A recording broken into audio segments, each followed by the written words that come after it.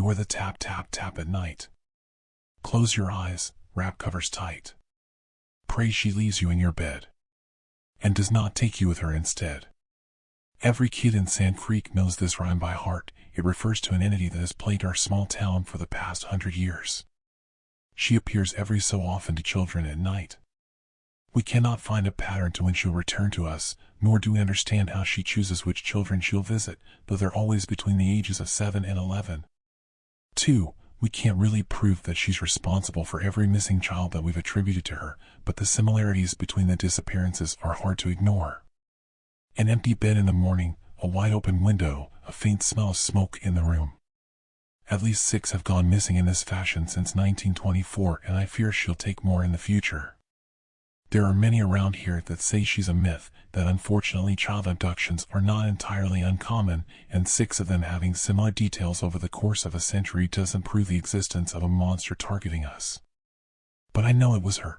I know she's real. I know because she tried to take me when I was 10 years old. I know it was the tall woman. Her story begins in the 1920s. An average woman, by all accounts, named Edith Pritchett served as the librarian for the community and lived in a 2-story house on Carrollton Street. A widow of the Great War, she had been raising her young son, Henry, on her own since the passing of her husband. But, with some support from her and her late husband's parents, it's said that Edith and Henry had a quite comfortable, happy life.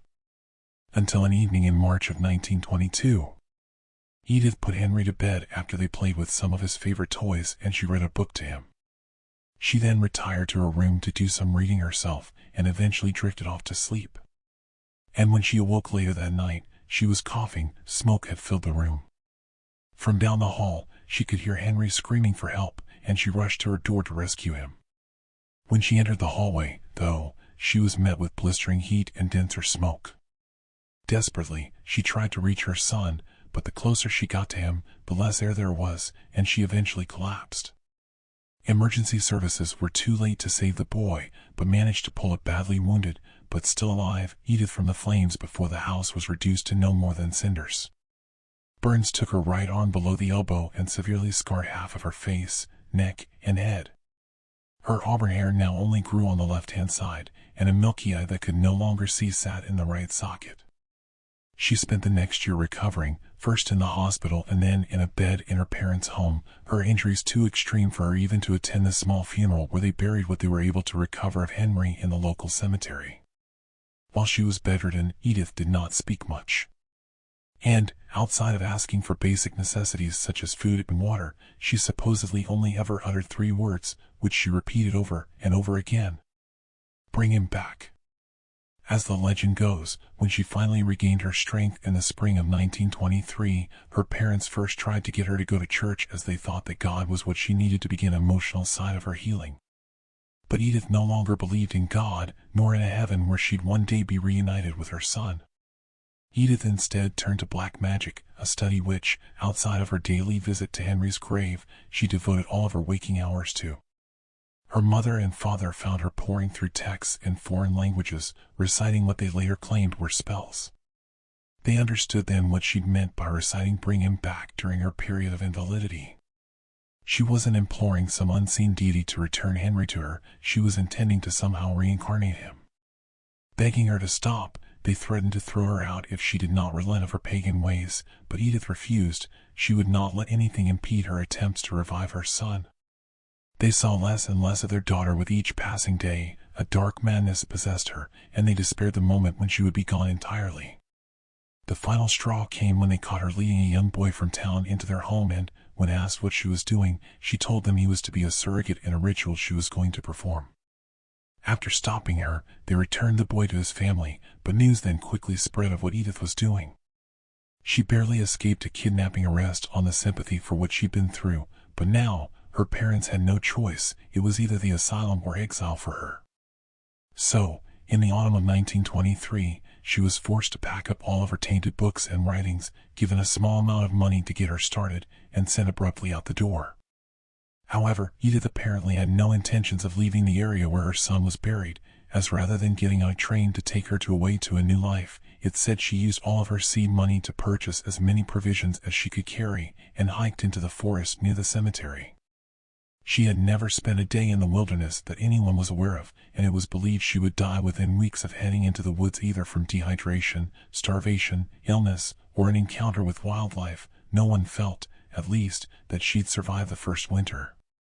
Indeed, for the first month or so, there were several reports of someone seeing her visiting Henry's grave after dark, but eventually she stopped coming. And, after several months without a single sighting of her, in the minds of most, Edith Pritchett was certainly dead. But then, on the second anniversary of the fire, 2 children from 2 different families in town claimed to have been visited at night by a woman. A very tall woman. Both of them had second-story bedrooms and, impossibly, both of them said they'd been awoken by someone tapping on their window. Through the glass they saw a smiling face with one milky eye, and hair that only grew on one side blowing in the light spring breeze. Then, she beckoned to them with a finger as long as their arms, and the smell of smoke had drifted into their rooms. Each child had been paralyzed by fear, unable to move, unable to scream. They'd stared back into the horribly scarred face and prayed for her to leave. And, eventually, they said that she did. The smile became a frown of disappointment, and she turned and began to walk away. As she did, one of the children said he'd gone to the window to get a better look at what had just been outside his room and alleged it to be some sort of monster.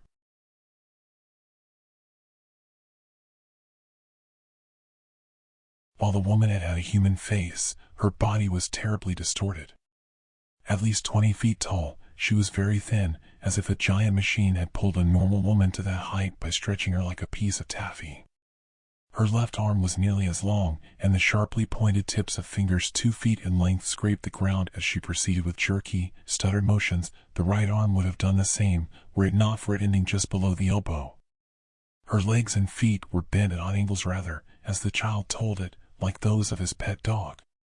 And, by the light of the full moon, he said he could tell that the woman was not wearing clothes, and that her skin was black and scaly, like it was made of charred wood. Of course, when each of the children told their parents what they'd seen, their stories were brushed off as dreams or imaginative fabrications based on tall tales they'd likely heard at school. However, the morning after, word was rapidly spreading through town that something had happened to a third child that night. 8-year-old Ernie Timmons had gone missing. Like the other 2 children, his bedroom was on the 2nd floor, and when his mother had gone to wake him in the morning, she'd found his bed empty, his window wide open, and she thought she detected the faintest hint of smoke. Ernie had not been a problem child, nor had he ever spoken of running away, so his mother and father immediately went to the police to report their son had been taken, though they were not quite sure how. Ernie's father had fallen asleep in an armchair that sat near the base of the stairs any intruder would have needed to use to access Ernie's room through the house, and it seemed improbable to him that someone could have carried or escorted Ernie by without waking him. As well, if someone had taken him through the window, they would have needed to use a ladder, and there were no marks in the soft ground beneath the orifice to indicate one had been placed there. For that matter, there were no shoe or footprints in the mud around the house anywhere to show anyone had stepped there the night before at all. But, as it was a small town and the officers knew the parents, they began a search for Ernie right away. Going door to door and asking if anyone had seen or heard from the boy, or if they'd seen or heard anything strange that might aid in the search, the police eventually learned that 2 separate households that were near the Timmons home had children in them claiming to have been visited the night before by a woman bearing the distinct features of Edith Pritchett. As it was the only lead they received, even though the stories they were told contained details they ignored as the creative imaginings of children, they felt it was worth investigating. The kids seemed genuine in their recollections of seeing the woman, and the details of her milky eye and burned scars were specific enough for them to consider that Edith might have come back to town for the anniversary of the fire. And that maybe, as she tried to do once already, she'd taken a child. Their suspicions that she was somehow involved were bolstered, too, when something else was discovered later that day. Henry's grave had been dug up. Edith became their prime suspect, and several search parties combed the woods she'd fled into the previous year. However, no trace of her or Ernie was found in the weeks that followed, and they began to wonder if maybe they placed too much faith in the stories of children. All the same, they asked every police department in the surrounding areas to keep an eye out for a woman fitting Edith's or a boy fitting Ernie's descriptions, yet no tips of anyone having seen either of them ever came in. Ernie was never seen again. But, since that night in 1924, the tall woman has visited Sand Creek on many occasions. Over the years, a theory has developed that on that particular evening, Edith exhumed Henry and tried to perform a ritual on his remains to return him to life, and that it went horribly wrong, cursing her and turning her into a monster. A monster that knows nothing more than it lost a child and that will never cease trying to fill that void. And so, she returns every so often to visit the children of our town, having long since forgotten who Henry was, occasionally taking a boy or a girl that sparks a memory somewhere deep within her of her child that perished so many years ago. Maybe still trying to bring him back after all this time. It was a cool, spring night in 2002 that she visited me. As I mentioned before, I was 10 years old at the time, and I had heard the stories of the tall woman for as long as I could remember. She was a local legend, a myth, a fiend that terrorized children and stole them from their beds at night. But I found her story somewhat tragic. She was first a widow and then lost her son, having been terribly injured in the process of trying to save him. Yes, she turned to evil practices, and yes, she tried to abduct a child even before she became the monster, but she had experienced so much suffering. I would not say she was blameless for what became of her, but a part of me did understand her actions, maybe even felt the slightest bit of sympathy. However, that's not to say I was not terrified of her showing up at my house, even if my parents told me nearly every day that she was not real.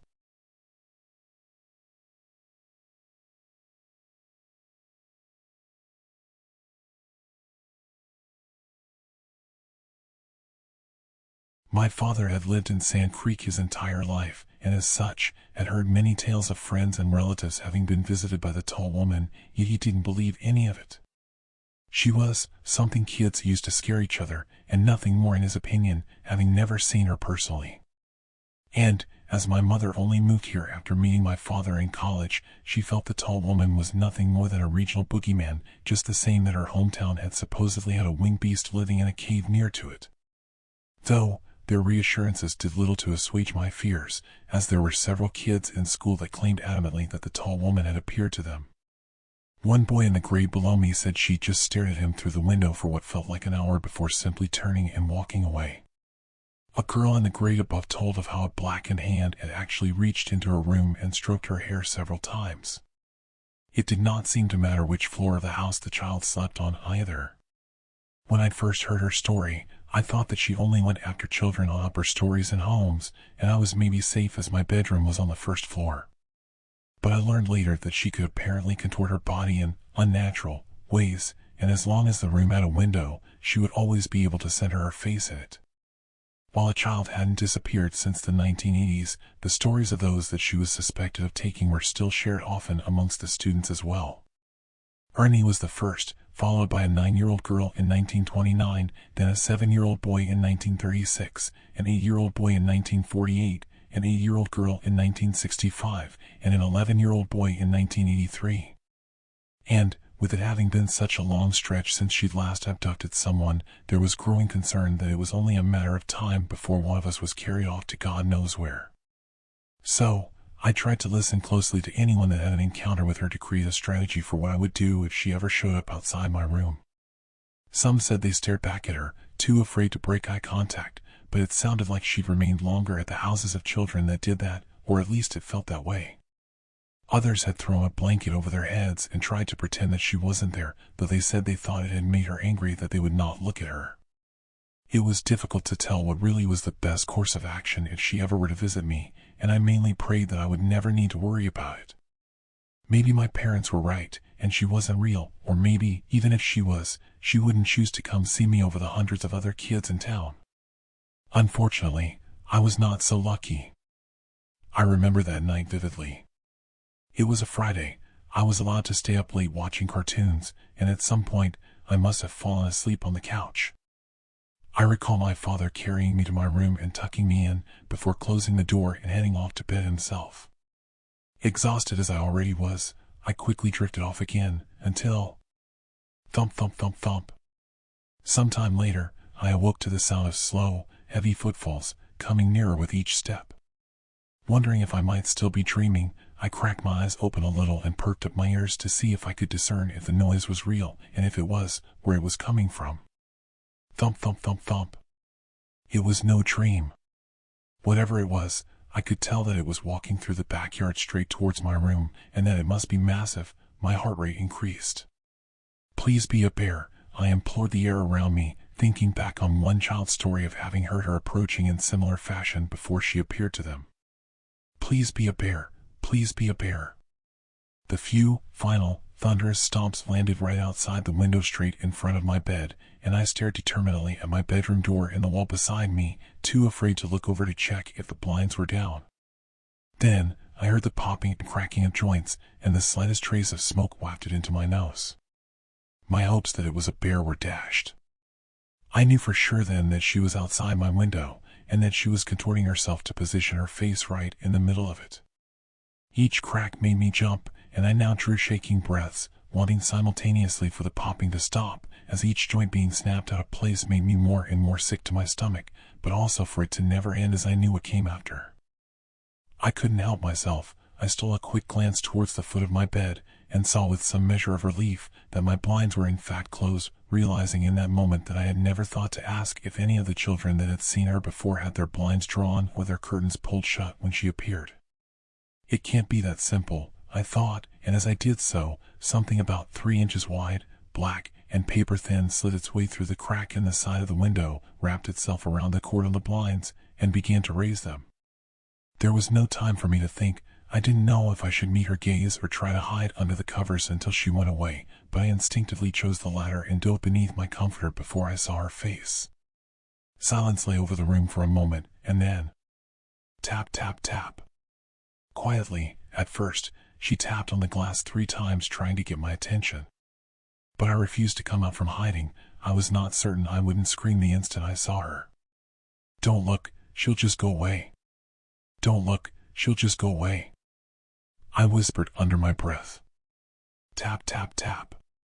More forcefully, she rapped the pane, loud enough that a tiny, hopeful thought entered my mind.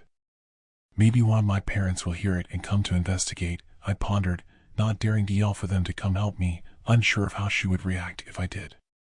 Tap, tap, tap. She hit the window with such force that I couldn't believe I didn't hear it shatter. My parents had to have heard that. They'll come running soon, I thought. But as I listened for the sound of them shuffling next door, my ears were met with an overwhelming quiet. Bang, bang, bang. She was hammering now on the wall, causing the entire room to shake. When my father didn't come bursting through the door within seconds of this, I grasped that my parents were deaf to what was happening in my room.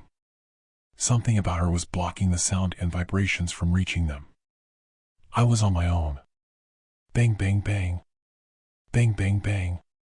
Please stop, please just go away.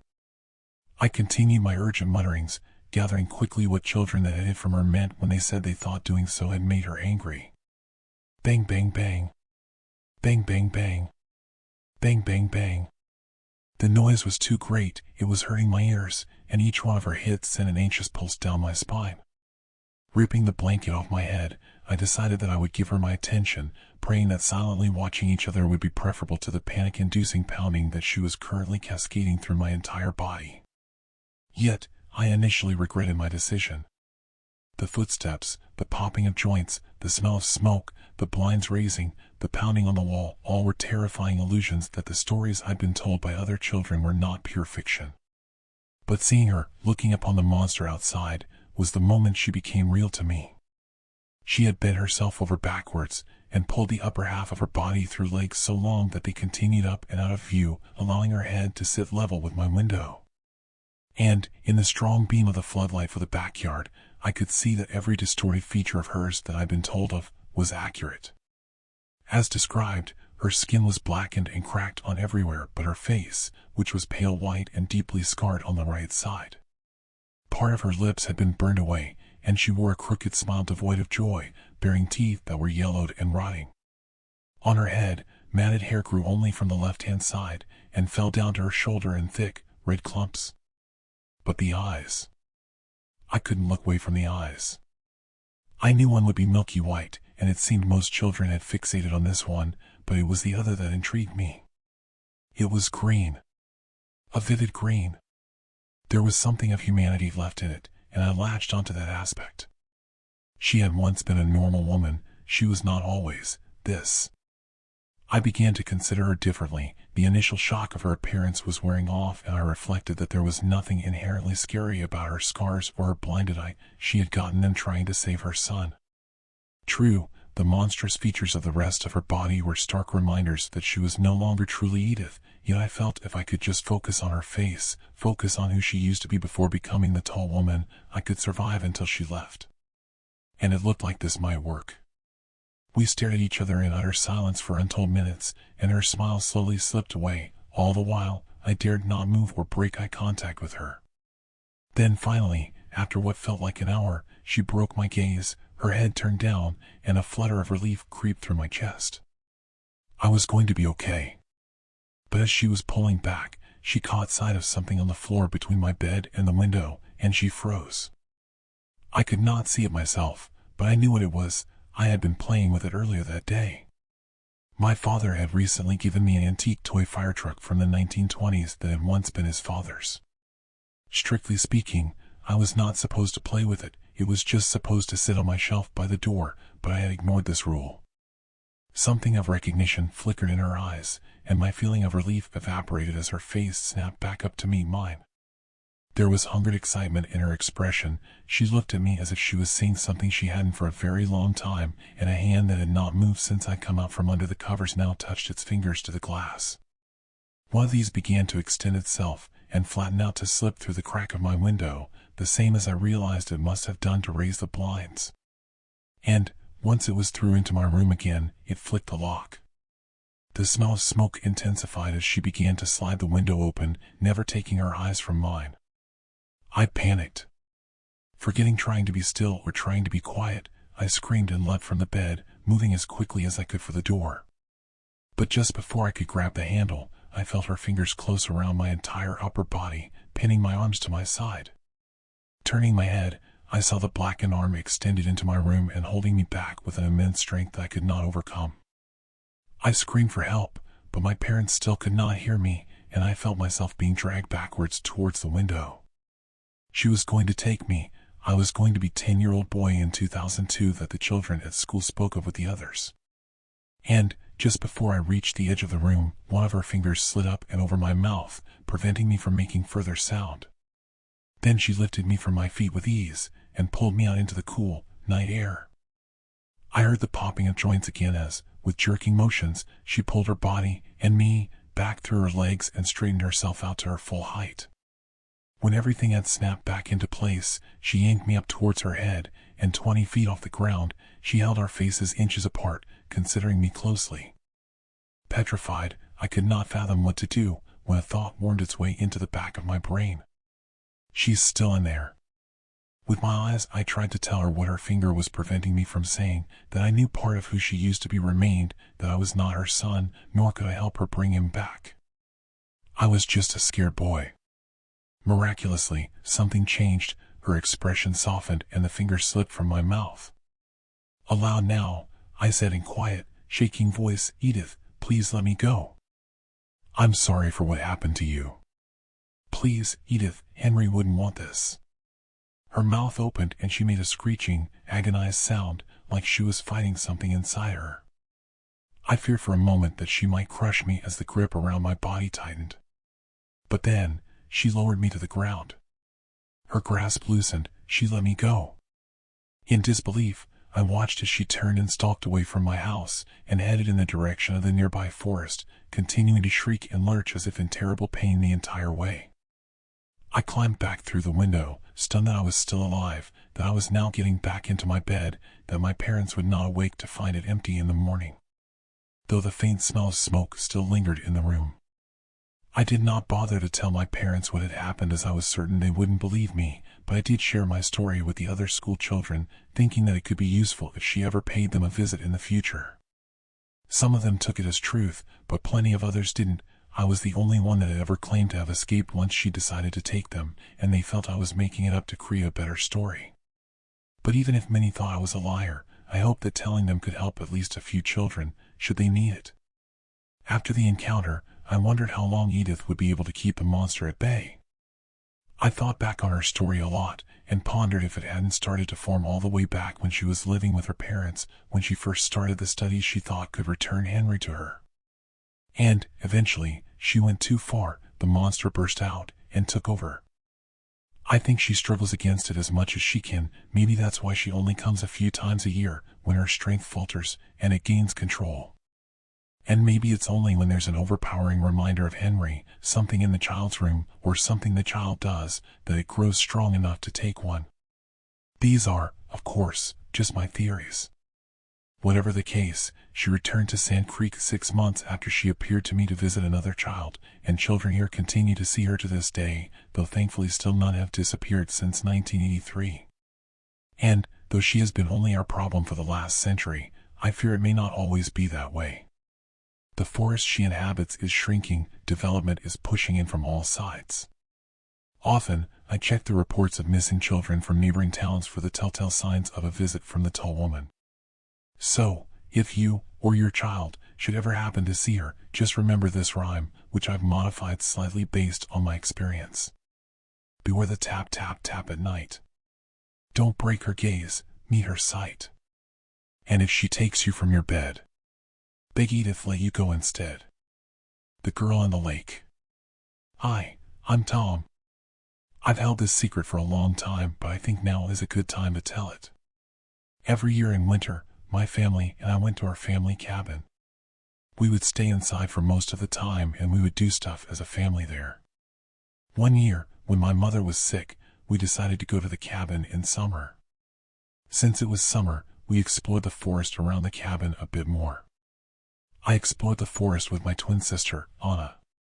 On the first day, we wandered through the forest and found many animals. We also found some animal carcasses which freaked us out as we were 6 at the time, but we just ran away.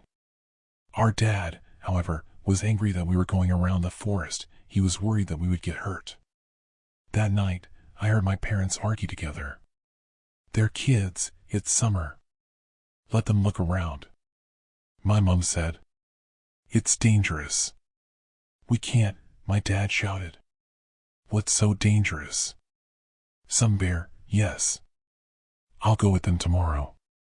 My mom responded. "No," he shouted, "it will be your funeral." "What are you hiding?" my mom asked him. "I can't tell you," he whispered. Then LG my mom said, except she started coughing and started to choke. I ran to their room to see if she's okay, but my dad just slammed the door in front of me. I went back to bed and pretended to sleep. I heard my dad walk around the house until finally leaving. Finally, I was able to sleep. I was curious about what happened the day before when my dad left, but I decided to tell nobody. In the morning, our dad told us that we can't leave our home, but I still managed to sneak out. Exploring the forest alone was scary, but I still wanted to find clues of what happened the day before. I stumbled upon a clearing in the forest filled with bags and cages hanging from the treetops. I went to inspect one and saw that there was something squishy inside. I poked the bag and it started to wriggle. I jumped back in fright, but I tripped. I started to crawl away, but I heard a crack behind me. I screamed as loud as I could. "I didn't mean to scare you, sweet," a woman told me. "Who are you?" I asked her while standing up. "I'm Jane. I'm looking for my daughter. Did you see her?" Jane told me. "No, sorry," I shyly responded. "We couldn't find her this morning. I hope she isn't lost." Jane mumbled while a tear dripped down her cheek. I tried to tell her before someone grabbed me from behind. "Who are you?" my dad yelled. "Get away from him." "Dad, no. Her daughter is missing." I told him. "I don't care.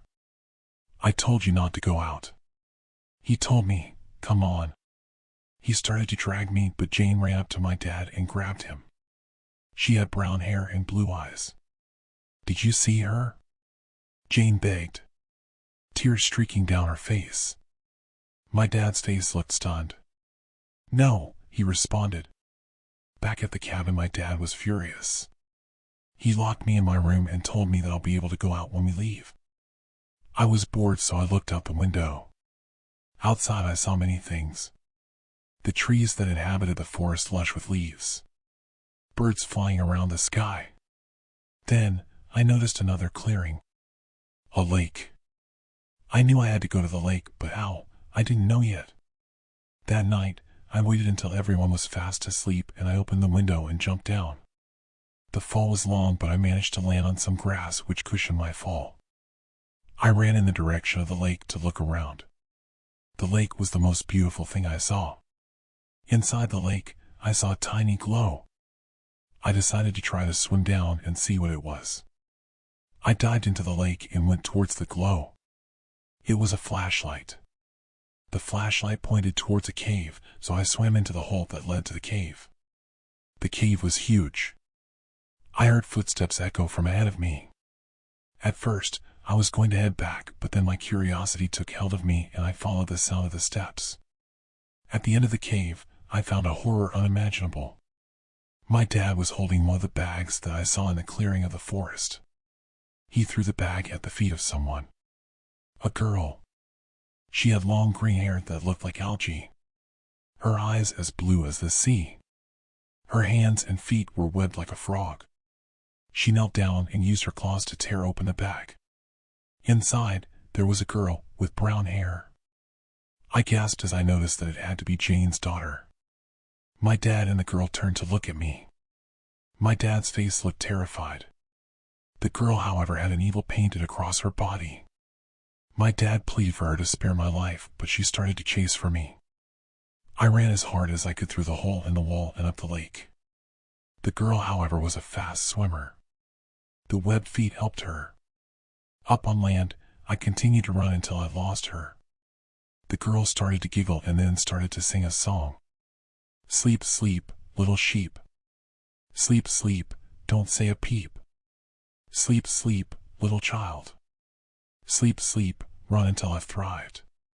The song was hypnotizing, but I tried to fight it. I heard my dad yell for me as he went around the forest. At last, he stumbled upon me and he looked stern. I told you not to go out. I told you it was dangerous. My dad said. Why did you take her child? I asked him. He started to cry. I was saving your mother. I was shocked. He made a deal with the girl to save our mom. I didn't like the idea, but the idea of my mom dying hurt me. I went to hug him, but the girl jumped onto him. I'll spare your son. If I get you. The girl giggled. She started scratching, clawing, and biting off pieces of him. I ran as fast as I could. Towards home, I ran up the stairs to get my mom. She didn't believe me, but when the next day she didn't see my dad, she started to believe me. We quickly packed our bags and left for home. My sister still doesn't know anything about it. She still thinks that my dad was killed by a bear, but I'm too scared to tell her. Each year I still go to the lake to search for my dad, but I haven't found him. I still sometimes hear the girl's song, but recently I've started to see her, and her song changed. Sleep, sleep, little sheep. Sleep, sleep, don't say a peep. Sleep, sleep, hear my belly. Sleep, sleep, because I'm hungry. Something is wrong with the heart. I got transplanted. It's a hard thing, coming to terms with the fact you're dying. I know that for most people death is some far-off abstract concept, some philosophical issue, if you will. I was like that too. I thought I had my whole life ahead of me. I imagined that when my time came, I'd be more than ready to leave this whole place behind me. The funny thing about death, however, is that you won't really know how you feel about it until you come face to face with it. My moment of enlightenment came when I was 32. I felt a sharp pain in my chest and, before I knew it, I was lying on the office floor, staring at the ceiling and the terrified faces of my colleagues all huddling over me. When I woke up in the hospital, the doctors told me I had an advanced form of coronary disease and that I need a heart transplant in order to live. It was then that I knew I'd give anything to stay alive. The only important thing in my life became waiting for a donor to pop up. However, as you may know, suitable donors are hard to come by and waiting lists can be endless. To me, the idea of a successful transplant started feeling like how religious people talk about rapture, some far-off, incredible event that could solve all your problems and bring you eternal bliss, if only you could live to see it. That is, until I got a suspicious message on one of my social media accounts. The sender, who claimed to be reaching out to me because he saw one of my posts on a Facebook support group, was offering to perform a transplant on me in their private clinic, and he could do it as early as next week. Now, I know how shady this sounds, but keep in mind that I was extremely desperate. Also, I was already dying, so it's not like I had that much to lose either. The clinic did not look like a clinic at all. It wasn't some rundown abandoned building or anything creepy like that. It was an ordinary 2-story suburban house. There was this air about it, though, sterile and inhospitable, like the feeling you get in the waiting room before a dreaded appointment. The man who greeted me outside the building was no doctor either. He was short and squat, and his face was barely visible because of the unkempt white beard that covered it. He looked me up and down with an uncertain look on his face before even saying hello. His doubts seemed to go away when he put his hand on my chest. He gave a wide, yellow-toothed grin, and in the raspiest, most gravelly voice I've ever heard, said, "The doctor will see you now." The inside of the clinic was not much different from the exterior: white tiles everywhere, blinking fluorescent lights, and that same feeling of unnatural sterility. The man took me to a room at the end of one poorly lit hallway and said this was where my doctor was waiting. It had a door with metal bars in front of the regular one, which I found a little weird. After unlocking both, the man swung the door open, revealing a pitch-black room which he instructed me to enter. This is when I thought I would surely get murdered, but I knew I was too weak to try to fight or run away, so I did as I was told. I was surprised when the man did not enter after me, but all my relief vanished after I heard the door get locked behind me. It was then that I saw them 2 dark orange pinpricks of light in the corner of the ceiling. I thought my heart was going to give out there and then. Frantically, I scrambled for the door, pulling on the handle as hard as I could, cold sweat pouring from every pore in my skin, but try as I might I couldn't make it budge. I fell to my knees on the cold floor, shivering and crying in fear. The 2 lights were slowly coming closer to me, so I backed away until my back hit the wall. When the lights were right in front of my face, they sort of tilted to the side, as if they were studying me. Then, after they resumed their previous position, I felt a burst of agony in my chest. I could hear my skin splitting open and my ribs cracking as I felt something plunge into my chest. Warm blood was pouring down my shirt as I slipped to the side. To this day, I believe I was dead for a couple seconds there. What brought me back to life was the sensation of a second reaching into my chest. I felt something being placed in the bloody mess where my heart had just been, and then, an itch, like when the skin over a scraped knee is growing back, except 100 times stronger. That's when I heard the key in the lock turn again. Shocked by the fact that I still could, I rose to my feet and ran out of the room, shoving the man with the key away from the doorframe. I've never ran like that in my life. The only things I remember on my way home were the shocked faces of the people on the street and that maddening itch. I got a good look at myself in the mirror when I was safe at my house. I looked a mess, and I was covered in blood, but there was no sign of a wound other than the skin on the left of my chest being slightly discolored. It was like nothing had happened. I thought about going to the hospital, but I had no idea how to even describe what had happened to me. Besides, I felt good, better than I had in ages, and no fatigue, no shortness of breath. It was amazing. However, I noticed a few strange things happening to my body over the next few weeks. I started craving red meat a lot, even though I had never liked it before. The discolored patch of skin grew, and I could sometimes feel a slight tug where my heart is. When I lay down to go to bed, I could hear that my heartbeat was off, way quicker and different than the usual rhythm. It sounded almost like the breathing of a sleeping person. Dum-ta-thumb, dum-ta-thumb.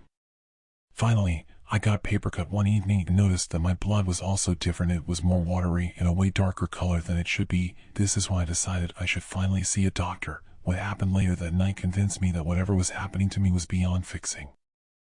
I woke up in the middle of the night to a scraping sound somewhere in my room. I frantically looked until I saw it, in the right corner of my ceiling, 2 dark orange lights staring right at me. Thanks to the street light shining through my window, I could make out the rest of it too, though God, do I wish that the light was out that evening. The face was human-shaped, though it had no mouth or nose. Its skin was pitch black, like a shadow, and smooth leathery like a snake. It had 4 long limbs, each much longer than its shriveled torso and ending in a large hand with spindly, long fingers. It was hanging there, sticking to the wall and ceiling like a spider.